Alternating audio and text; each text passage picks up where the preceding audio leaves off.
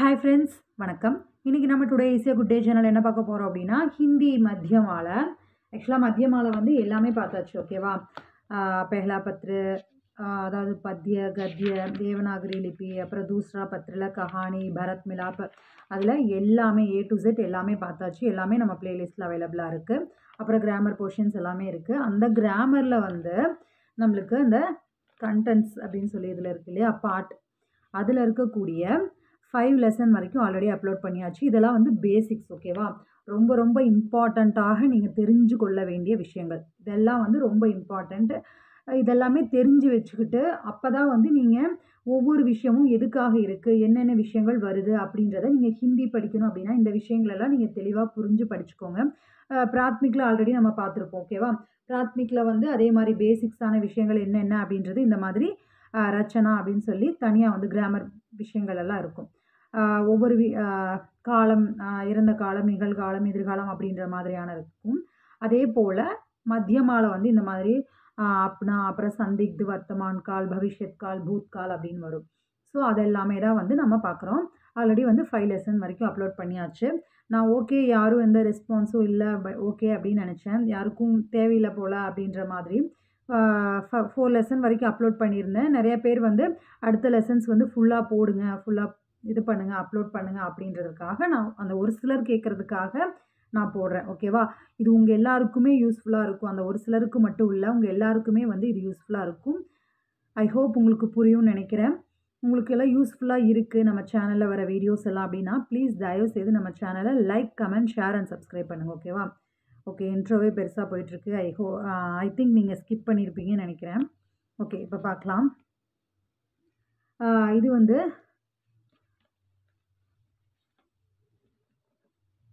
Habitual tense, அதாவது நித்யதா போதக், ஓகேவா? அதாவது வழக்கத்தை குறிக்கும் சொல். நம்ம ஒரு விஷயத்தை வந்து இப்படி டெய்லி நான் செஞ்சிட்ருக்கேன், இப்படி நான் செய்வேன், இதை தான் நான் சாப்பிடுவேன், நான் டெய்லி இங்கே போவேன், இதெல்லாம் செய்கிறது என்னுடைய வழக்கம் அப்படின்னு சொல்லுவோம் இல்லையா? அதுதான் வந்து வழக்கத்தை குறிக்கும் சொல், நித்யதா போதக். இப்போ பார்க்கலாம்.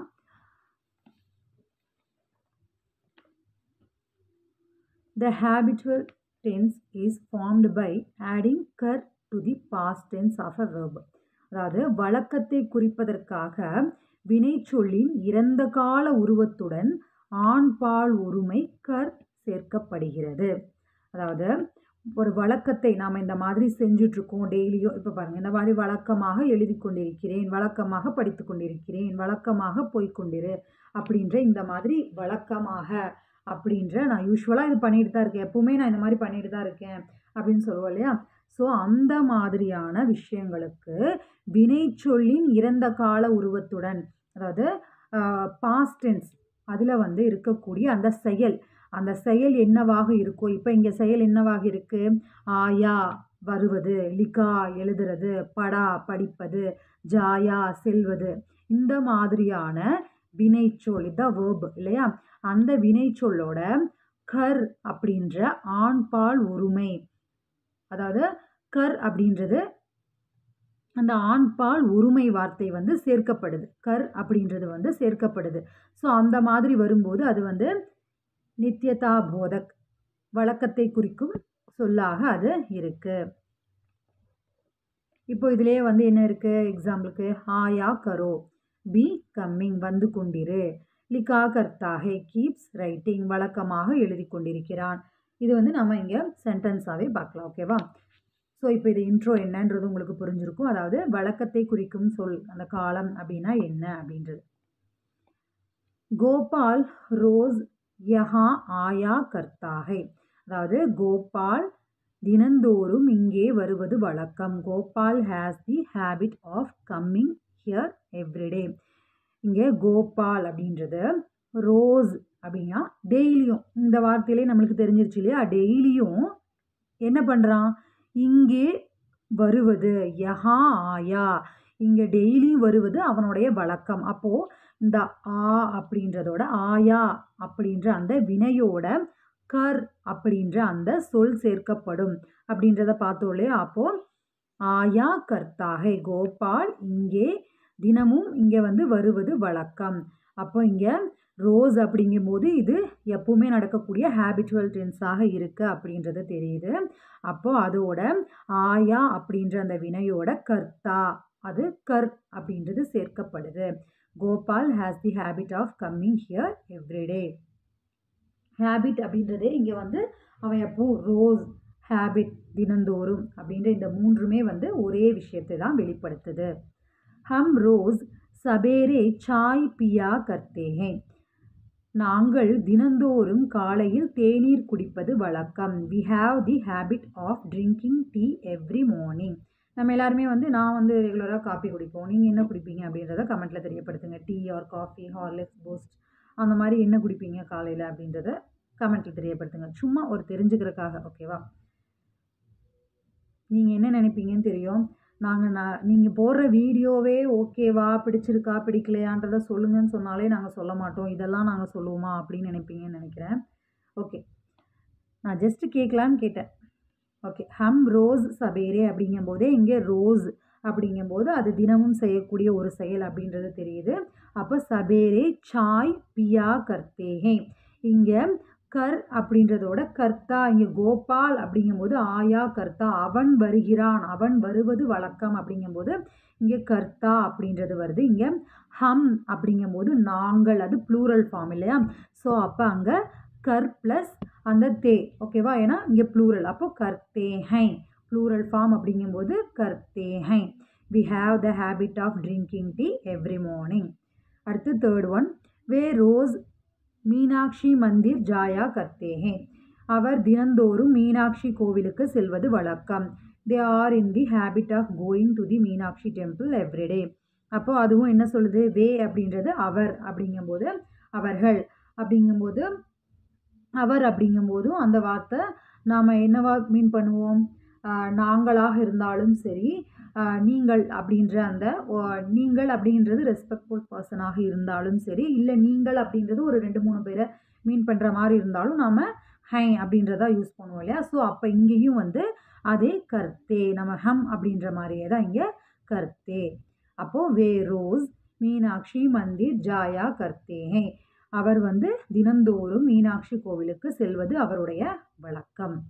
அடுத்து யஹா பகுத் சே லோக் ஆயா ஜாயா கர்த்தே ஹே. இங்கே ஆயா ஜாயா அப்படின்றது எதை மீன் பண்ணுது அப்படின்னா, கயா, அதாவது ஆயா அப்படின்றது வருவது, கயா அப்படின்னு நம்ம போடுவோம் இல்லையா? அதாவது வருவதும் போவதும் வழக்கம் அப்படின்றது. இந்த இடத்துல என்ன சொல்கிறாங்க அப்படின்னா, இந்த மாதிரி ஹேபிட்டுவல் டென்ஸாக அது வருது அப்படின்னா எப்படின்னா, கயா அப்படின்றது ஜாயா அப்படின்னு தான் வரும். இங்கே போட்டிருக்காங்க இல்லையா? கயா கரோ அப்படின்றது தவறான உபயோகம். ஸோ இங்கே என்ன வரும்? ஜாயா கரோ அப்படின்றது தான் வந்து மாறும். வழக்கமாக போவது அப்படிங்கும்போது கயான்னு வராது, அது பாஸ்ட் டென்ஸாக இருந்தாலும் கயான்னு வராது, ஜாயா. அப்போது ஆயா ஜாயா கர்த்தேஹை. இங்கே நிறைய மக்கள் தினமும் வந்து போவது வழக்கம். Many people are used to visit the place. இங்கே ஏராளமான மக்கள் வந்து போய்கொண்டிருப்பது வழக்கம். இது எல்லாமே இனி உங்களுக்கு அதே மாதிரி தான் இல்லையா? சிங்குலராக இருந்தாலும் ப்ளூரலாக இருந்தால் எப்படி, சிங்குலராக இருந்தால் எப்படின்றத பார்த்துட்டோம். ஓகேவா? எல்லாத்துக்குமே அந்த ஆண் பால் வார்த்தையை தான் நம்ம மீன் பண்ணுறோம். அடுத்து ரோஸ் சபேரே டெஹ்லா கரோ. Make a habit of going for a walk every morning. தினந்தோறும் காலையில் உலாவுவதை வழக்கமாக்கிக் கொள். அப்போது நீ அதை செய் அப்படிங்கும்போது நம்ம அதை என்ன மீன் பண்ணுறோம்? கரோ அப்படி தான் வரும் இல்லையா? நீ, நம்ம ஒருத்தங்களை பார்த்து நீன்னு சொல்ல வேண்டாம். நம்ம பேசிகிட்டு இருக்கோம் அப்படின்னா டெய்லி நீ போயிட்டு வா, வந்துட்டு வா அப்படின்னு நம்ம சொல்லும் போது எப்படி சொல்லுவோம்? நீ பண்ணு, நீ இதை சாப்பிடு, நீ போய் வா அப்படின்னு சொல்ல மாட்டேன் இல்லையா? ஸோ இப்போ இந்த வார்த்தையும் அதே தான். ரோஸ் சபேரே, அப்போது தினந்தோறும் அப்படின்ற வார்த்தை வந்துருச்சு. அப்போது ஹேபிச்சுவல் டென்ஸ் அப்படின்னா டஹ்லா கரோ, அப்போ டெய்லியும் போயிட்டு வா அப்படின்னு நம்ம ஒருத்தங்களுக்கு சொல்கிறோம். அடுத்து மே ஹர் ஹஃப்தே காந்தி ஜி கோ ஷஹத் பேஜா கர்த்தா தா. I used to send honey to Gandhiji every week. நான் ஒவ்வொரு வாரமும் காந்திஜிக்கு தேன் அனுப்பி வந்தேன். கர்த்தா தா. மே ஹர் ஹஃப்தே, இங்கே வந்து நம்ம ரோஸ் டெய்லியும் பார்த்தோம். இங்கே ஹர் ஹஃப்தே, அப்போ ஒவ்வொரு வாரமும், ஒவ்வொரு வாரமும் காந்திஜிக்கு ஷஹத் அப்படின்னா தேன், பேஜா அப்படின்னா அனுப்புறது, அப்போது அனுப்பி வந்தேன். அப்போ இதுவும் என்ன வார்த்தை? இதே மாதிரி ஹேபிச்சுவல், வழக்கமாக ஒரு விஷயம் செயல்பட்டு வர்றது. அப்போ இதுலேயும் அதே மாதிரி தான். அடுத்து யஹ் காடி ரோஸ் 2 घंटे देर से आया करती थी. This train used to come by late 2 hours every day. இந்த வண்டி தினந்தோறும் 2 மணி நேரம் தாமதமாக வந்து கொண்டு இருந்தது.